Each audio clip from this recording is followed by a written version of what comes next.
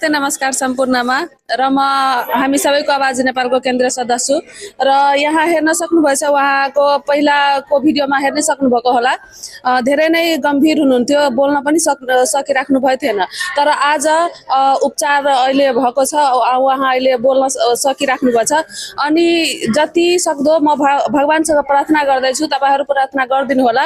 यति स्टेजमा पुग्नु भएछ, यो भन्दा पनि राम्रो हुन्छ भन्ने आशा छ र तपाईहरु माथि पनि आशा छ कि तपाईहरु पनि सबैजना मिलेर सहयोग गरिदिनु हुनेछ र उहाँको जीवनदान दिनु हुनेछ र पक्कै पनि उहाँ जीवन पाउनु, फेरि नयाँ जीवन, यो आफ्नो जीवनसँग सङ्घर्ष गरेर नयाँ जीवन पाउनु हुनेछ उहाँ। त्यसको लागि हामी मानव हो, मानव भएर उहाँको एउटा जीवनदान गरिनेछन्। हस्त धन्यवाद। तपाईहरु पनि एउटा मानवको कर्तव्य निभाउनु होला। हस्त धन्यवाद।